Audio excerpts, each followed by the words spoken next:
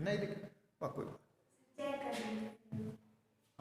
जय Shri Krishna. गीताधाम Gurukul online classes में आज क्लास 12 आर्ट का राजनीति विज्ञान का भाग है पहला, भारतीय राजनीति के उभरते आयाम, जिसमें अध्याय है 8, पर्यावरण और प्राकृतिक संसाधन।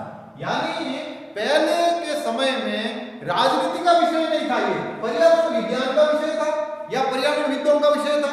राजनीति का इससे कोई लेना देना नहीं था। और प्राकृतिक संसाधन भूगोल का विषय है, राजनीति से कोई लेना नहीं। लेकिन क्या है कि वर्तमान में भू राजनीति, क्या भू राजनीति चलती है, क्या चलती है, भू राजनीति का दौर है। कैसा है, भू राजनीति का दौर है, अर्थात भूमि पर क्या क्या होता है, भूमि की संसाधनों की राजनीति है। अमेरिका ने इराक पर हमला क्यों किया, कोई लेना देना नहीं था। क्यों, क्योंकि अमेरिका अलग महाद्वीप था, ईरान अलग महाद्वीप था, लेकिन अमेरिका को पेट्रोल की जरूरत थी, इसलिए उनके संसाधनों को हड़प लिया। सेकेंड वर्ल्ड वॉर क्यों हुआ, द्वितीय विश्व युद्ध क्यों हुआ, क्योंकि जर्मन और जापान पर ब्रिटेन की नजर थी। उसको उनके कोयले, अनाज और लोहे के भंडार चाहिए थे जो उनके पास थे। तो ये भू राजनीति है। क्या है, भू राजनीति। तो आज हम पढ़ेंगे पर्यावरण के बारे में और पृथ्वी के बारे में। तो जैसा हमारे वेदों में कहा गया है, माता भूमि पुत्रो अहम पृथ्व्या, यानी माता हमारी भूमि है और मैं इस पृथ्वी का पुत्र हूं। ये हमारी है जो मानवीय जीवन के प्रारंभ में पर्यावरण का जो संबंध बना हुआ है, ये हमारा भारतीय दर्शन, कुल मिलाकर भारतीय दर्शन, जो भारतीय दर्शन है वो है जो प्राकृतिक रूप से जुड़ा हुआ है और हम प्रकृति के बड़े पोषक हैं। भारतीय लोग क्या हैं, प्रकृति के पोषक हैं। क्या है, पोषक हैं। हम पर्यावरण को भी एक तरह से देवता मानते हैं, हर चीज को देव रूपी मानते हैं। देव रूपी मानने का अर्थ है हर चीज का निर्माण अगर ऊपर वाले ने किया है, प्रकृति ने हमारे लिए किया है, तो हमें उनका सम्मान करना चाहिए। उनके अस्तित्व के लिए प्राकृतिक परिवेश अनिवार्य है। भारतीय संस्कृति में प्रकृति को मां कहा गया है। पृथ्वी माता के रूप में संपूर्ण ब्रह्मांड के जीवों का पालन पोषण करती हैं, अतः इनका संरक्षण करना हमारा नैतिक कर्तव्य है। भारतीय समाज आदिकाल से ही पर्यावरण का संरक्षक रहा है। जैन धर्म में अहिंसा को परम धर्म माना गया है और जीव संरक्षण का आवश्यक बताया गया है। राजस्थान में विष्णुई संप्रदाय जो 20+9 अर्थात 29 सूत्रों को मानते हैं, उन 29 सूत्रों में जो सब बहुमूल्य नियम है वो सबसे अधिक प्रकृति से संबंधित हैं। 21 सितंबर 1917 को राजस्थान के खेजड़ी गांव में विष्णुई समाज की 363 लोगों ने अमृता देवी के नेतृत्व में है जो वृक्षों की रक्षा हेतु अपने प्राणों की आहुति दे दी। सिर का साटे रूप रहे तो भी सस्तो जान, अर्थात हमारे सिरों के बदले भी अगर पेड़ रह जाते हैं तब भी उसके लिए हम तैयार हैं। तो ऐसी हमारी है जो भूमिका है, ऐसा हमारा जीवन है। अब पर्यावरण संरक्षण की आवश्यकता क्यों है, पर्यावरण संरक्षण की आवश्यकता क्यों, पर्यावरण के संरक्षण की आवश्यकता, क्योंकि मनुष्य प्रगति की ओर जब हम विकास करते हैं, क्या करते हैं, विकास करते हैं, तब हम क्या करते हैं, संसाधनों का दोहन करते हैं। क्या करते हैं, दोहन करते हैं, उपयोग करते हैं। क्या करते हैं, उन दोहन के दौरान कई संसाधन खत्म हो जाते हैं, कई संसाधन नष्ट हो जाते हैं, कई संसाधन खराब हो जाते हैं। तो हमें उन सब का संरक्षण करना है। विज्ञान व प्रौद्योगिकी के क्षेत्र में उन्नति और विकास बढ़ता जा रहा है। दूसरी ओर यही विकास की गति हमारे लिए कष्ट है। ज्यों ज्यों हमारा विकास बढ़ता है, क्या करता है, ज्यों ज्यों हमारा विकास और प्रगति होती है, क्या होती है, प्रगति होती है, क्यों क्यों पर्यावरण का ह्रास होता है। क्या होता है, ह्रास होता है। लेकिन दोनों जरूरी है। प्रगति और विकास नहीं करोगे तो पर्यावरण के संसाधनों के बगैर ये दोनों चीजें नहीं हो सकती हैं। लेकिन अगर इसी तरह ये नष्ट भी हो गई हैं तो हमारी प्रगति और विकास भी कोई काम नहीं आएगा। हमें दोनों चीजें संयमित तरीके से करनी होगी। वनों की कटाई, वनस्पति और जीवों के संबंधों में कमी, औद्योगिकरण, शहरीकरण में वृद्धि, तकनीकी का अप्रत्याशित प्रसार, जनसंख्या विस्फोट, परमाणु भट्टियों से पैदा होने वाली रेडियोधर्मी ईंधन की राख, इलेक्ट्रॉनिक उपकरणों में भी पर्यावरण प्रदूषण बढ़ रहा है। अब इनमें से कुछ चीजें ऐसी हैं जिससे पर्यावरण बढ़ता है, जैसे वन काट देते हैं तो पर्यावरण प्रदूषण होता है। वन्य जीव जैसे नष्ट होते हैं तो उनका आपस का संबंध यानी जो उनका जीवन चक्र होता है, क्या होता है, पारिस्थितिक चक्र होता है, वो बिगड़ जाता है। और उस पारिस्थितिक तंत्र की अंतिम कड़ी हम है, क्या है, अंतिम कड़ी हमें। जंगल में भले ही शेर कम हो जाए उसका नुकसान हमें उठाना पड़ेगा, जंगल में अगर चूहे भी कम हो जाएं तो उसका भी नुकसान अनंत हमें उठाना पड़ेगा। तो हम उस कड़ी में जुड़े हुए हैं, इसलिए हमें। इसी तरह फैक्ट्रियां ज्यादा लग रही हैं, बड़े बड़े शहर बन रहे हैं, तकनीकी का विकास हो रहा है, नए नए साधन बन रहे हैं। उसी के साथ एक नई चीज आई है, रेडियोधर्मी ईंधन की राख, यानी जो परमाणु भट्टियों से बिजली पैदा होती है और उसके बाद जो उसका अवशेष बनता है वो अवशेष कभी नष्ट नहीं होता है। क्या नहीं होता है, उससे हमेशा ये रेडियो एक्टिव पदार्थ निकलते रहते हैं जिससे कैंसर होता है। इसी तरह धरती पर जो ये प्लास्टिक है, ये प्लास्टिक भी है जो धीरे धीरे कभी भी प्रकृति इसको समाप्त नहीं कर पाती है, इसलिए प्लास्टिक धरती पर रहेगा, रहने से इस धरती को नुकसान है। ये कभी गलता नहीं है, सड़ता नहीं है, इसका अस्तित्व समाप्त नहीं होता है।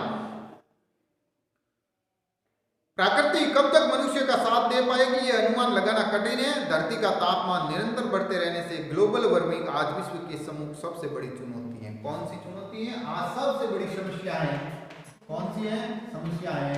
वो है ग्लोबल वार्मिंग, वैश्विक तापमान, वैश्विक तापमान में वृद्धि। ये इस ग्लोबल वार्मिंग का हिंदी नाम है। विश्व का तापमान बढ़ रहा है, ज्यों ज्यों विश्व का तापमान बढ़ेगा त्यों त्यों हमारे मौसम और पर्यावरण में बदलाव आएंगे। पृथ्वी का जल स्तर बढ़ेगा, पृथ्वी पर पानी की समस्या हो जाएगी। पृथ्वी पर जब तापमान बढ़ेगा तब हमारे रहने के लिए है जो पर्यावरण नहीं बचेगा। तो ये सबसे बड़ी एक और जहां दुनिया की आबादी बढ़ रही है, वहीं दूसरी ओर आबादी बढ़ने से कृषि योग्य भूमि न केवल क्षेत्रफल में कम होती जा रही है बल्कि मृदा की उर्वरक शक्ति भी कम। अब भूमि की उर्वरक शक्ति भी कम हो रही है। क्या हो रही है? भूमि की उर्वरक शक्ति भी कम हो रही है। क्या हो रही है? शक्ति भी कम हो रही है। क्यों? क्योंकि ज्यों-ज्यों हमारी भूमि क्या है? भूमि एक स्थिर साधन है। क्या है? स्थिर साधन है। भूमि तो बढ़ती नहीं है, स्थिर रहती है, लेकिन जनसंख्या बढ़ रही है तो हमें खाने के लिए खाद्यान्न की ज्यादा जरूरत है। जब खाद्यान्न की ज्यादा जरूरत है तो हम रासायनिक उर्वरक उसके अंदर डालते हैं। वो रासायनिक उर्वरक डालने से भूमि की एक बार तो क्षमता बढ़ जाती है लेकिन जल्दी ही नष्ट हो जाती है। तो इस तरह से उर्वरकता शक्ति कम हो जाएगी और हमारे लिए वो अनंत नुकसान होगा। संयुक्त राष्ट्र संघ की रिपोर्ट 16 के अनुसार विकासशील देशों की 1 अरब 20 करोड़ जनता को स्वच्छ पेयजल पेश। और दूसरी हमारी जो समस्या है वो है पेयजल। कैसा? पेयजल। लेकिन पेयजल की शर्त क्या है? स्वच्छ पेयजल। कैसा? स्वच्छ पेयजल उपलब्ध नहीं है दुनिया के एक। और जो हमारा तीसरा विश्व युद्ध होगा वो भी पेयजल के लिए ही होगा। तो स्वच्छ पेयजल होना भी, और जल से ही जीवन चलता है। यहाँ की 2 अरब 60 करोड़ आबादी साफ सुविधा से वंचित होने के कारण 30 लाख से अधिक बच्चों की मौत से। और दूसरी से तीसरी जो समस्या है वो है स्वच्छता। स्वच्छता स्वच्छता का अर्थ साफ सफाई नहीं है। साफ सफाई की वजह से दुनिया में साफ सफाई नहीं है। उस साफ सफाई की वजह से 30 करोड़ बच्चे हैं, जो 30 लाख बच्चे हर साल मर जाते हैं। कितने मर जाते हैं? उसकी तरह से वो गंदगी की वजह से बीमारियां होती हैं तरह तरह की। उन बीमारियों से 30 लाख बच्चे हर साल मर जाते हैं।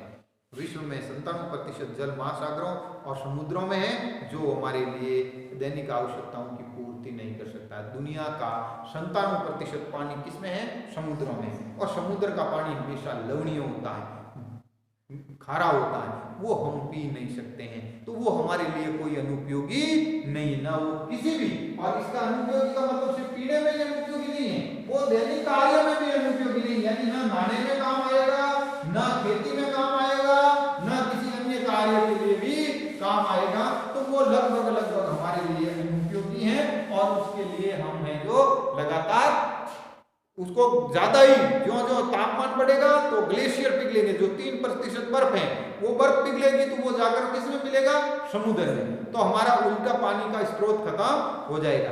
अब है ग्लोबल वार्मिंग किसे कहते हैं, ग्लोबल वार्मिंग किसे कहते हैं या क्या है, तो वैश्विक तापमान बढ़ना, इसका साधारण सा अर्थ है वैश्विक तापमान बढ़ना, यानी वैश्विक यानी विश्व, इसका विश्व का तापमान बढ़ना। अब ये इसको कम करना सबसे जरूरी है, क्या है, कम करना, इसको नियंत्रित करना जरूरी है, क्या करना है, नियंत्रित। अब नियंत्रित कैसे होगा, कोई मशीन लगाएंगे नहीं, पेड़ पौधे लगाएंगे, क्या लगाएंगे, पेड़ पौधों द्वारा ही ये नियंत्रित होगा।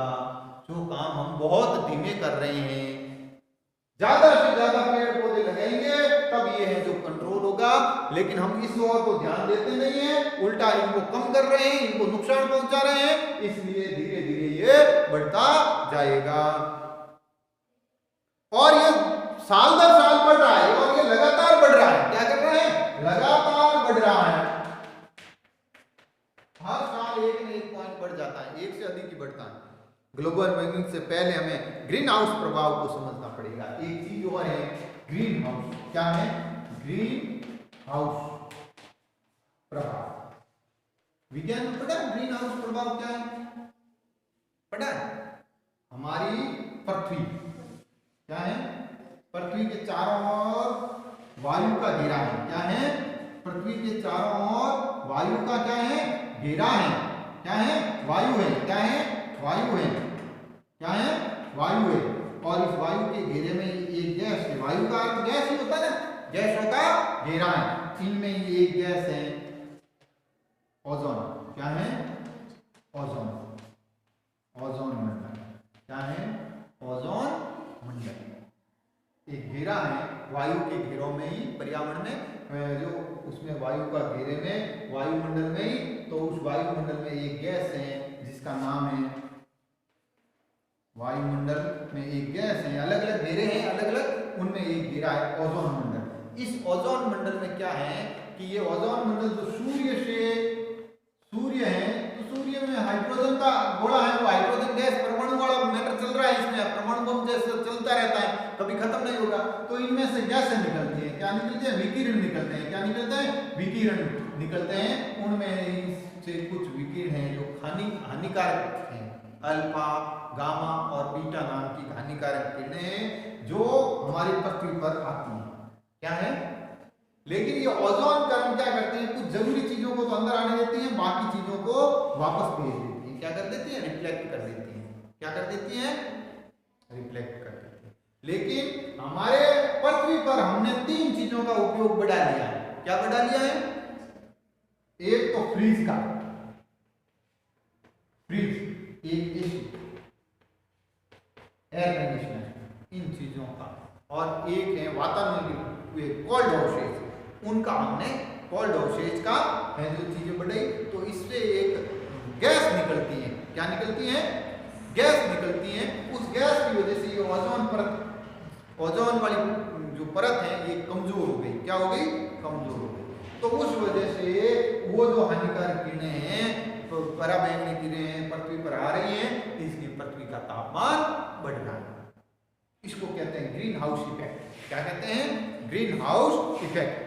तो देखो ग्लोबल वार्मिंग से पहले हमें ग्रीन हाउस को समझना होगा। ग्रीन हाउस उस कमरे को कहते हैं जिसमें पौधे पैदा किए जाते हैं। इस कक्ष की दीवारें उष्मारोधी पदार्थों तथा छत ऐसे कांच की दीवारों की बनी होती है जिसमें सूर्य का प्रभाव पौधों तक पौधे घर में प्रवेश करता है किंतु उष्मा बाहर नहीं निकल पाती। आपने देखा आपने वो खेतों में ग्रीन हाउस इफेक्ट होते हैं, वो क्या बोलते हैं उसको, पॉली हाउस, क्या कहते हैं, पॉली हाउस। उसमें क्या होता है कि पौधों को इस तरह से रखते हैं कि उसकी गर्मी बराबर बनी रहे, लेकिन गर्मी पूरी अंदर नहीं रहती है, जितनी उनको चाहिए उतनी वो कांच या वो प्लास्टिक मजबूत होता है कि जरूरत है उतनी आए, बाकी की बाहर रहे। तो जब ओजोन में भी यही है, जितनी हमें चाहिए थी उतनी ही आनी चाहिए थी, लेकिन ओजोन कमजोर होने से क्या है, जितनी जरूरत है उससे ज्यादा आती है। तो जब सोचो ग्रीन हाउस अगर ज्यादा गर्म हो जाएगा तो अंदर वाला पौधा